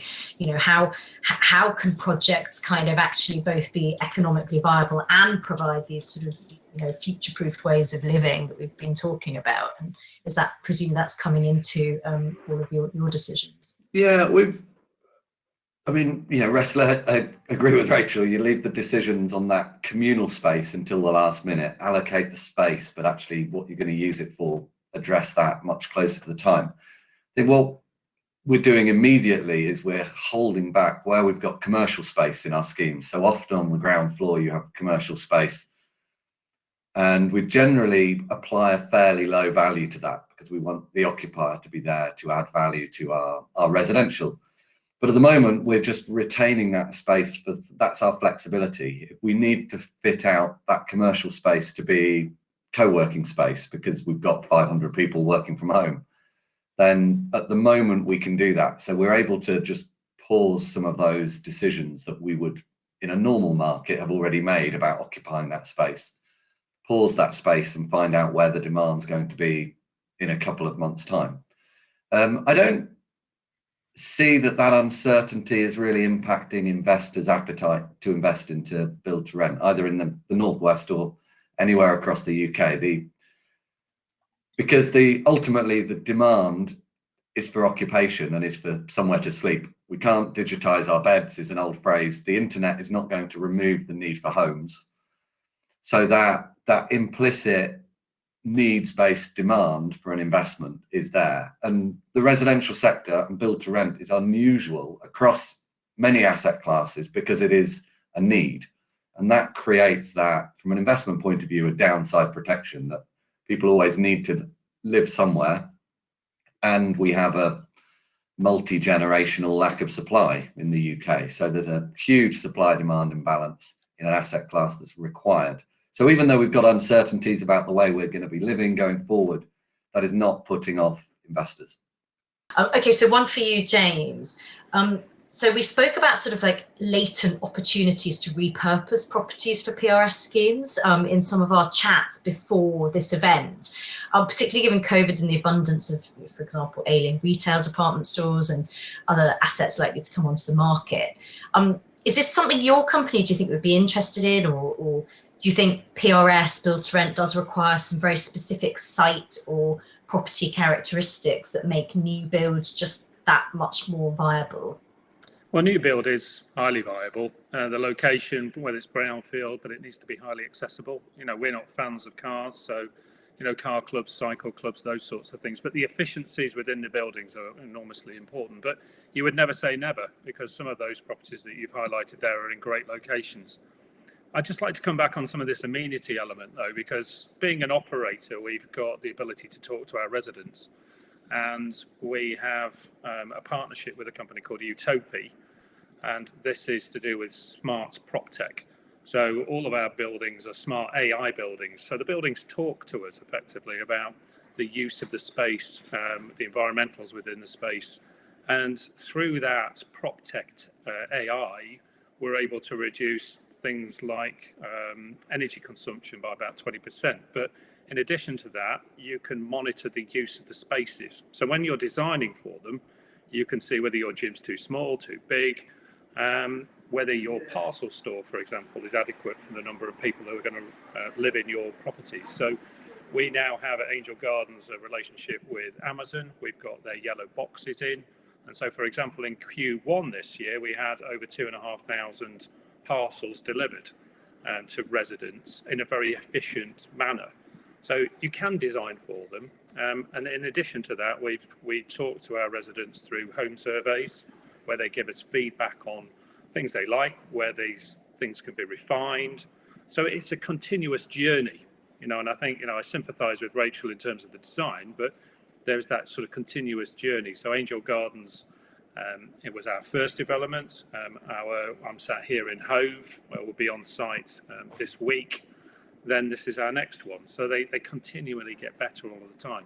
Go back to your question about repurposing buildings. Absolutely. I mean, the fact is some of these locations are so good, but it really just depends on the appraisal and the viability and the price point and the land and those sorts of things. But build to rent is going to continue to grow. And, you know, the estimates from Savills talk about the build to rent centre being worth, you know, over 500 billion within the course of the next 10 years. So the growth is enormous, and it will continue to make a meaningful and growing contribution to that overall annual housing number of over 330,000 new homes per year. Okay, brilliant. Thanks, James. Rachel, I wonder if you've got any thoughts on the repurposing of existing properties for this use, and whether design-wise, is that, how complicated is that? I think traditionally this sector has been, quite sort of straightforward in its design, hasn't it? It's been sort of purely residential. There've been amenity in there. There hasn't been a sort of element of like mixed use or public facing necessarily. Perhaps we might see that as well, towards an actual mixed use PRS scheme. What are your thoughts on that? Yeah, I think it's definitely interesting. I think firstly on the repurposing angle, it is kind of interesting for us to think a bit more broadly about how we can reuse structures in our cities, especially if you think of the environmental angle, which is becoming more and more important. Even just reusing a concrete frame is a considerable proportion of the embodied carbon of that building. So there are challenges. There are always going to be challenges, because it's always going to be harder than starting from scratch. But I think there are benefits as well in reusing buildings and looking to reuse buildings in our cities. Okay. I think in terms of mixed use, I think that's also interesting to think about, because what we've always talked about in the buildings that we look to design is you have to think about the community around them, or the neighbourhood around them, and what's in that neighbourhood. And I know that some of the clients we work with look to kind of curate that neighbourhood in a way and think about what the local facilities are, not necessarily within our building, but around our buildings, that residents might want or be interested in. And in a way, mixed use gives you the opportunity to do that, and look at what you might provide on the ground floor, maybe that can be used by members of the public, but also makes the location more attractive to residents. I think that's interesting what you say about the developer acting as the sort of curator. It's not just putting its sort of primary use there, but actually looking at how it can really, broaden that sort of offer for residents, but also for the local community as well, and integrate all of that. James, is that something that interests you, this sort of concept of a mixed use PRS scheme? Yeah, it is, absolutely, Sarah. So again, example here in Hove, we've got 9 acres, we've got 564 new build-to-rent homes, we've got 260 extra care homes, and we've got 70,000 square feet of office and commercial space, all within 9 acres. And Rachel's absolutely right. We're knitting that into the existing community by spending circa £10 million on public realm, education, open space, and all sorts of bits and pieces. And you just get to have some fantastic stories, in the jobs that we do. And I remember when we were doing our first public consultation, I met the Salvation Army, and they asked whether they can put their Christmas tree in one of our squares and play the band and everything else. And that's about community. That's about forging community links, both with existing residents and new residents. So it's hugely, hugely important, because you're the agent of change in these areas, and you're bringing forward a whole raft of new things, which is hopefully going to make people's lives more enriched. And we're finding that. So again, one of the other things we're doing here is we're investing in new bikes for a new bike club, which will be available both to existing residents and future residents. And it's this long-term stewardship, which is right at the heart of our business model. So, we're looking at a 30-year business horizon. So the quality of our developments and their provision within these developments need to be equally as good on day one as they are in years 10, 20, and 30. I mean, it's just a real focus on that element of quality all the way through, not just the physical quality, but that social value quality as well. Mm-hmm. That's really interesting. And obviously this long-term stewardship, as you say, that, that often will match sort of long-term funders' goals and everything. So for you, Dan, this is some of what we've talked about actually of interest, this mixed use idea for PRS schemes? Yes, I think there are 2 points I'll just raise on this. And so mixed use, yes, interesting. We've got schemes with, what have we got? We've got a scheme in Brighton, actually, that's not far from where James is, which has about 20% is office space. So we do have some mixed use schemes. But from an investment point of view, that can impact the value. Yes, it can impact it positively, but equally there are investors who will not buy that asset because it is not just residential. There are investors who only have the ability to invest into a specific asset class. So I'm not saying no. In fact, we are doing it. We are doing mixed use schemes, but recognizing that that could change the number of potential buyers. And I think, like James, we're a 40-year owner of what we're building, but we have to be conscious that there might be a reason unknown today why we have to sell at a point in the future. So that's one point. And the other side is the repurposing. And we haven't done any repurposing, or we haven't done any permitted development rights schemes where we've converted offices to residential. We've looked at lots, but we've always found the amount of compromise we have to make is unacceptable. That we're right at the start of a new sector, well, 5 or 6 years into a new sector. There are a limited number of players, and that is growing by the week. But we don't really feel we need to compromise on anything yet. We don't need to compromise on location, absolutely not on build quality. We don't need to compromise on the ESG agenda in terms of the quality of the buildings we deliver and how they're going to be operated. And whenever we've looked at repurposing existing buildings, we've found we've had to compromise in some way, generally on the layout, generally on the floor plans, and you end up with some inefficient schemes, some strange apartments, and that's put us off. And so we're sticking with everything to date that we've done has been purpose built, and we've started generally on cleared brownfield sites and developed from there. So it will happen. I think what's happening in the retail sector means that it's becoming more and more attractive to repurpose those locations. But for us, we've just gone, we don't want to compromise on what we're delivering. Yeah, sure. And as you say, you feel like you're relatively new into this new sector, and you don't have to yet. There's still demand and land, presumably, to actually create new build schemes. Okay, yeah. That's interesting.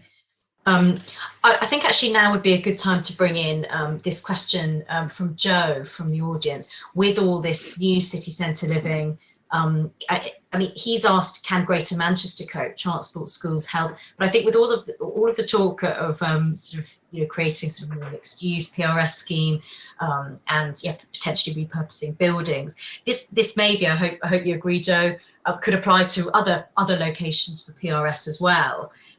So what extra provision do cities need to kind of make sure is right there in the city centres to support these kind of schemes, or is it there already? What do you think about that, James? Well, I think it's a great question from Joe, really, because we're under pressure to provide more and more 3 beds, which is more sort of family orientated, and they've gone very well on our schemes. I think what the pandemic allows us to do is to actually repurpose some of those buildings, and we're in discussion with a number of the metropolitan authorities at the minute, Birmingham being one of them, with their 2040 vision, and they're looking at their own land ownerships and repurposing them for things like schools, proper schools, multi-level schools, which will provide a social valued offering within the city centre. And in addition to that, a number of the authorities are looking at repurposing the roads now, and making them into linear parks, and actually making a meaningful contribution to that elements of public realm. Because, Dan and Rachel and Moda, we can do all our individual schemes and make fantastic jobs of them, but they need to be knit together in a very attractive way within these city centres. So you can walk, cycle across these centres and have the kind of doctors, dentists and things like that, which actually make city centre living intergenerationally a very attractive proposition. So, again, in Manchester, picking up, Joe's thing about Greater Manchester, our youngest resident is 4 months. Our eldest resident turned 81 last week. There's a different blend of offering for each of those intergenerational sets. And that's really what the city centres need to be thinking about. And a number of those forward-thinking cities and local authorities are doing exactly that. They're investing within that sort of wider social mix of offerings. So I think it's there to be had, and I think the pandemic has kick-started a number of those conversations in a very serious way. Mm-hmm. Okay, that's really interesting. And what you say about that really wide demographic now, that perhaps wasn't the case when the sector first sort of emerged. I wonder, And we've had a question here about what are the panelists' thoughts on co-living, which I suppose has sort of traditionally targeted that younger end of the market, hasn't it? And is there still a lot of appetite in this? What do you think about that, Dan? What are your fund's thoughts on the co-living prospect? Yeah, we haven't done it yet, so it is. I guess I see it as a stepping stone somewhere between student accommodation and then moving into the private rented sector. The comments about small apartments are generally what is pushed towards co-living. It's probably, I guess I see it as an evolution of the old HMOs, the house of multiple occupancy, where you might have shared kitchens and shared lounges. It looks really hard work to manage. It looks really hard work if you've got short leases, if you've got your average stay is less than a year and people are using it as a stepping stone to move somewhere else. You're constantly reletting and your volatility in income, I think, is higher. I think the income per square foot is pretty high, but that's because the apartments are quite small. So I just see at the moment the depth of market in the build to rent sector, stroke private rented sector, is much greater than the depth of market of occupier market in the co-living sector. That I think it's a much more defined demographic in the co-living sector. Whereas, as James points out, the age range that you have in the build to rent sector is much wider. That we're seeing people selling homes and moving into our schemes to rent and sign a 5-year lease because they've got some long-term certainty, and they're getting a lifestyle that is harder to get if you own a home.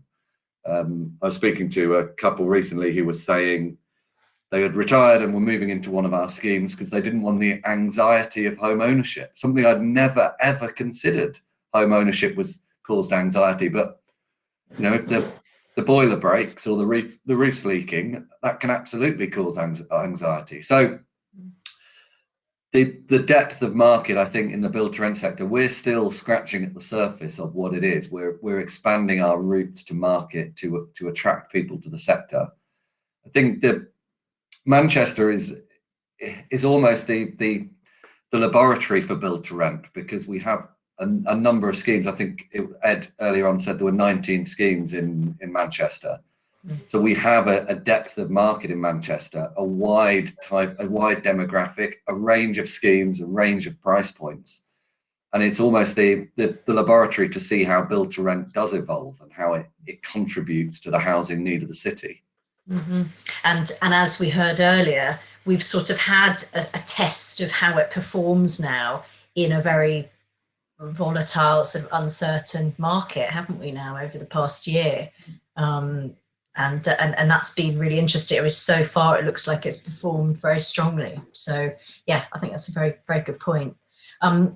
Rachel, I know you're having a few connectivity problems. Can you hear us okay? Yeah, sorry about that. Yeah, no, that's fine. I wonder, this question at the top here from the audience: how important is connectivity to new BTR developments, and are developers focusing on this enough? Now, I don't know quite what they mean by connectivity, i.e. is this broadband Wi-Fi kind of connectivity, or is this in relation to transport, wider kind of public RAM, accessibility for foot and car? I mean, perhaps we could focus on both and how you're kind of incorporating that into the design of schemes in this sector. Do you think developers are doing enough? Yeah, I think both are incredibly important. I think from the point of view of sort of broadband and that kind of thing, someone mentioned earlier on the wired score, which is something we're seeing more and more, that people will require a certain level of connectivity, and that's what they want. They want the certainty that the Wi-Fi will always work and they won't get problems like we've been having this morning. And then I suppose in terms of connectivity, in terms of transport and connections, I mean, that's always been vital. And I suppose that leads to location being such an important point for these developments. And certainly it's always been one of the first things we think about in terms of how someone's going to live in that development. What are they going to do? They're probably in city centres, they may well not own a car. So it's then how they move around, where do they want to move to, and how do we help them get there? And to a certain extent, that drives whether a site is going to be suitable or not. Yeah, I mean, in the earlier session, we were talking about the potential for suburban PRS, weren't we? Taking it out of the city centre where it's had its traditional sort of heart. And I think that that is a possibility, but it's going to be a slightly different flavour of PRS, if that's the right term, because it's going to be possibly, if you have suburban PRS, it's going to need to be still near transport hubs, I would say, but it may well be that it then needs to have much more parking, you know, because the lifestyle is going to be different and you are going to own a car. So it's thinking about all those things, and then as we move further into this market, I suppose, refining what the offer is and where. Yeah, exactly. It might, as you say, it might be more about cars than cycle storage places within the scheme. Okay, I've got another question for Dan, and that's about the low carbon, the sort of sustainability element, because this is something that has been a talking point for absolutely, you know, years, as long as I've been reporting on property, and obviously way longer. But it's something that actually now is almost becoming a bit more concrete. People have a real checklist of what needs to go in a scheme to make sure they're happy to invest, or even to make sure they're happy to live there as an end user. And funders, I think, you know, like yourself, are under increasing pressure to take into account investors' ESG objectives when considering which schemes to back. So can you tell us a bit about what specific things are they looking at here, and, you know, what's your criteria really, and are there some schemes that you would just walk away from and would not invest in if they don't achieve or if they can't achieve low carbon goals, or would you seek to just bring that into the kind of investment plan, if you know what I mean, and kind of offset that? Yeah, the overriding policy we have is we're going to be net zero carbon by 2030. So if we don't think our investment can achieve that, we won't invest. That is an absolute red line. Okay. So it's very simple, we won't invest. So yeah, net zero carbon by 2030 is quite a challenge, but our chief exec put out a press release saying we're going to do it. So I guess I've got to make sure that we're going to do it. And we've broken that down into a few stages. There is one which is, as a landlord, what are we in control of within our buildings? And that's actually pretty straightforward. That is not complicated to get to zero carbon in terms of what we're in control of. There are a few things in the development stage that you have to have included, such as not having big gas boilers and things like that have to be sorted out up front. But basically, as a landlord, you can be net zero carbon pretty quickly. In development is really difficult. To be net zero carbon in development is really difficult, and it's looking at how much embedded carbon that there can be in a development, and then that will take us all the way to 2030 to get viable developments that are net zero carbon in development as well as in operation. That's much harder to do. And I think, as Rachel said, the embedded carbon in concrete is probably the biggest problem there. And if there is the ability to reuse concrete frames, that has a huge impact. The changes in building regulations, meaning the use of wood, is a lot less acceptable going forward. That was a lot of that can. When you're building high rise, it's very difficult to do that.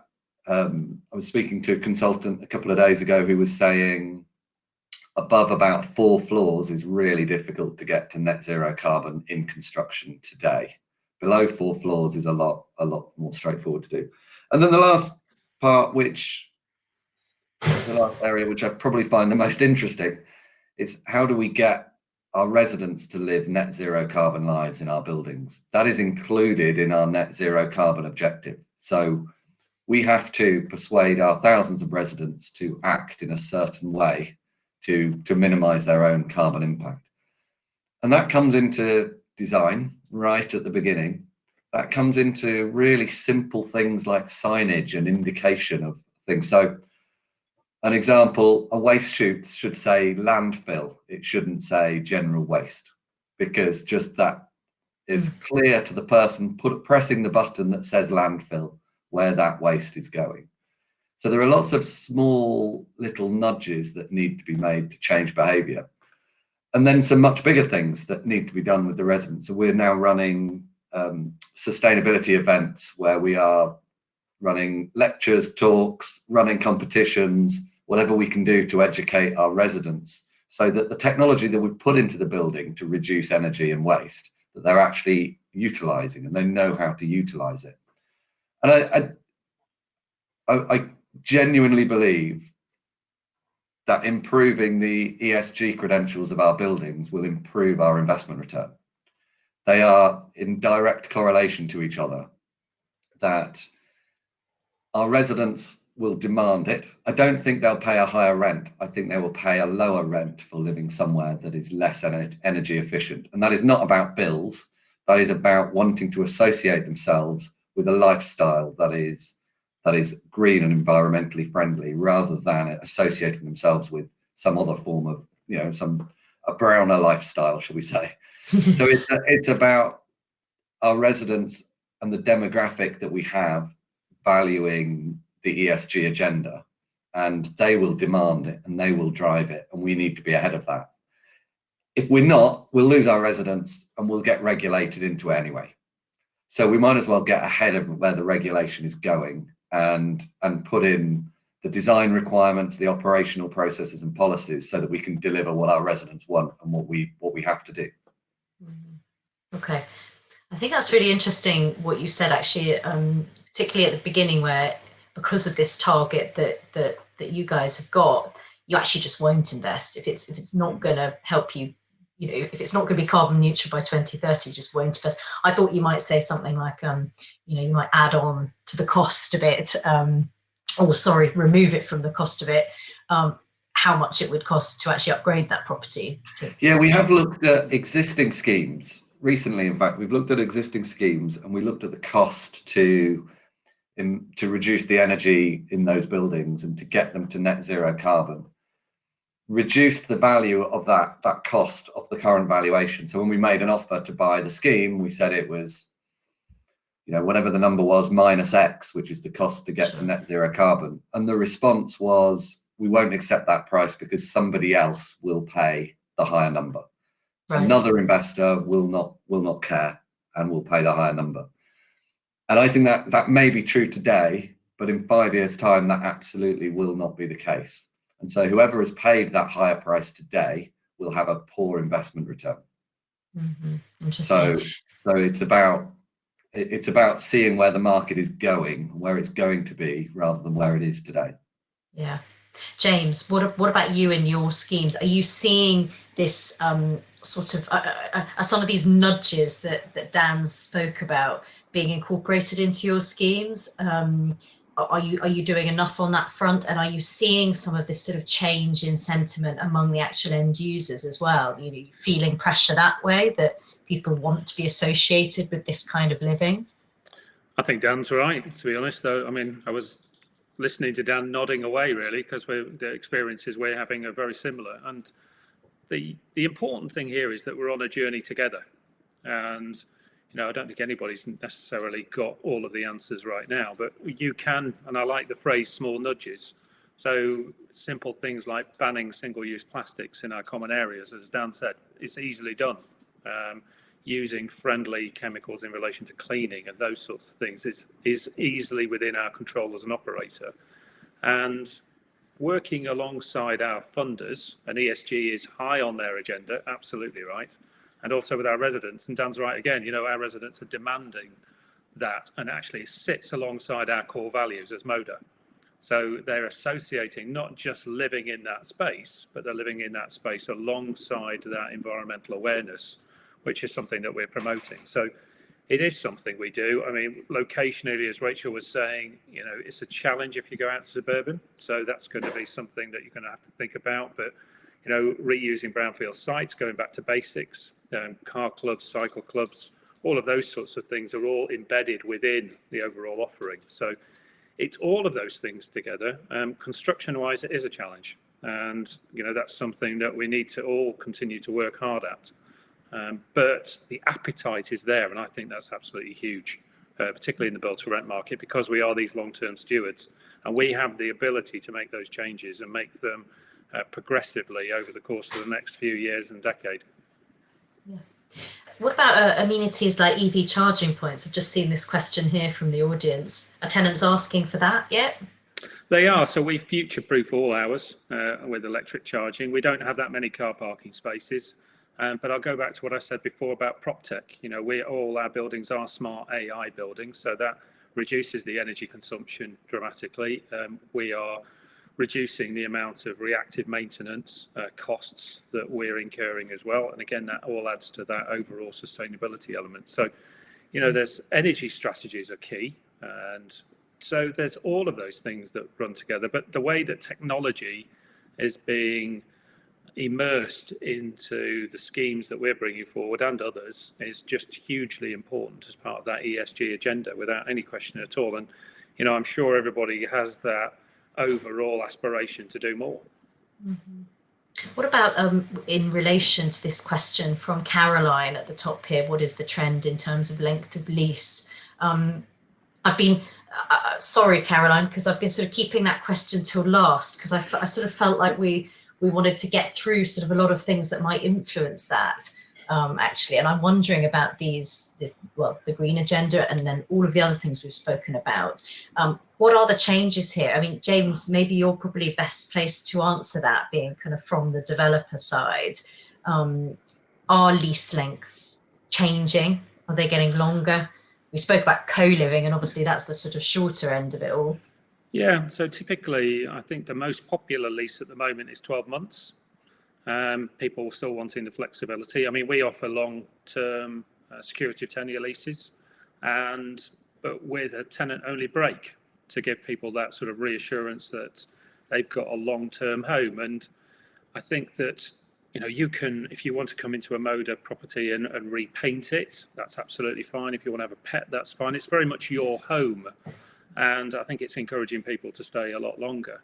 And, you know, we've got lots of virtual events going on now, lots of other events. So again, Angel Gardens, we've had, I think in the last quarter, we've had 45 different events, from comedy nights through to pasta making and everything else. And as COVID eases out, these will be done much more sort of face to face. And that's if, from a community point of view, you want to be involved, because I'm sure there were some stats from North America which said that if you had two friends in a building, you were 80% more likely to stay long term. So that emphasis on creating community isn't just the right thing to do. It's a really good business sense as well. But it also tackles things like social problems like loneliness, for example, which, you know, through the pandemic has been a real problem. And we focused very heavily on that with our residents in terms of events.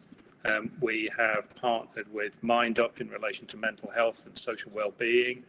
And all of these things add to that element of community, which goes right to the heart of creating that offer, which makes people want to stay long-term within, you know, the Moda product, which is what we're seeing. We're seeing our retention levels extremely high. Mm-hmm. That's interesting. Well, just one final question for you, James, actually, and then I'll bring Rachel in. I'm wondering if there are any planning policy related challenges with regard PRS that may restrict how the sector matures in the coming years. Ooh, my colleagues will know that I can have a right rant now. So, SIL is the bane of developers' lives. It's the bane of a build-to-rent operator's life, because as is a cash model, where SIL doesn't equate, it's big capital payments up front. And if you're not careful, it just destroys your viability or appraisal model. So SIL for me is a major headache. National space standards are a major headache because they don't take into account innovative design within the habitable areas. So I would pick those two out fundamentally. I think the other elements, not necessarily policy related, and again, anybody who's heard me speak before will be disappointed if I didn't say this, is resourcing planning teams properly at local authority level. You know, those planning officers are working extremely hard and they need additional help to get our applications through so we can actually deliver them, because build to rent does not land bank, it just delivers it. We've got to get our doors open quickly, just in terms of making our business models work. So please, please, please resource planning teams properly. Okay, thanks, James. Rachel, what about you? Kind of, what are the specific design related challenges? I'm thinking specifically with regard policy? Are you facing any of those in this sector at the moment? I think, well, no, I think really in somewhere like Manchester, which has got quite well-defined understanding of what build to rent is, it's become quite a smooth process. But again, I would just say it's other areas, and probably if we're again talking about suburban build to rent or moving into new areas, it's getting new teams and new planning teams to understand exactly what the product is and how it's being delivered. I guess would be the main thing. Okay, thanks. We're approaching the end of this session, actually. We've got two questions. The first one was addressed in the first session about this demand for balconies and terraces, and I can't remember who it was, but they were saying that there's a real premium. I think they said something like a 17 or 18% premium on the prices of apartments with balconies, particularly post-COVID. I expect, Rachel, you've probably seen this. Are you incorporating more balconies and outdoor space into the schemes that you're designing? Yeah, I saw that question earlier and it made me laugh, because we are actually looking at now incorporating balconies into a scheme that we're planning at the moment, Right. because it's been asked for and the client has done their research and that's what they're looking for. So yes, it is becoming something. I think with people spending more time in their own homes, they are finding what they miss and what they want and what they need. And one of those things is definitely some kind of private outdoor space. Yeah, absolutely. Okay. Finally, then, James, perhaps this is one for you. I think this because it's sort of perhaps on the planning side, on the development viability. Nicola Rose saying, I've seen a disconnect between the mix of apartment sizes that I'm told are viable of what councils are asking for. For example, 3-bed apartments. Has the panel experienced this as well? Well, we like to have a mix as part of that intergenerational offer within our development. So we're talking about before in terms of the age. I think it's fair to say that here in Hove, the most sought after apartments are going to be 2-bed apartments, and the price per foot on a 3-bed can make it quite challenging. So you've got to balance that quite right. And Nicola's right in the sense that you do see this disconnect between what you're being looked for and viability. But from a build to rent point of view, you can take a much longer view on your viability. So that's quite helpful. It's just all the add-ons. We're here trying to provide high quality homes. And I'm going to rant on about SIL again now, but those added price penalties that you get early on means that sometimes you're really under pressure to provide exactly what you want. And the educational piece, which I think we were talking about before, is something that from a senior officers, senior politicians' point of view, is a continual conversation that we have about build to rent. So, we have experienced it. I don't think necessarily there's an easy answer to it, but each location has a different demographic, whether you're in, downtown Birmingham or in more suburban Hove, for example. Okay, thanks so much, James. All right, we better wrap up there because we've reached the end of our slot and gone slightly over, actually.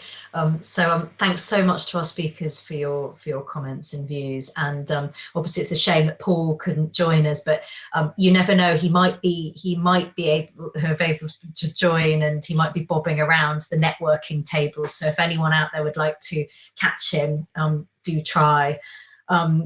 So thanks again to our sponsors, For Living, DAC Beechcroft, Clear Fibre, Morgan Sindel Construction and Urban Bubble.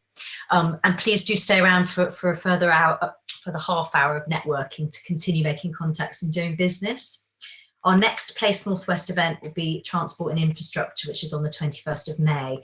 But also do check our website, placenorthwest.co.uk, and find out about all of our in-person events that are soon to be coming back. So that will be really exciting. We hope to see a lot of you there. Thanks so much for coming today, and thanks again to our speakers soon, hopefully.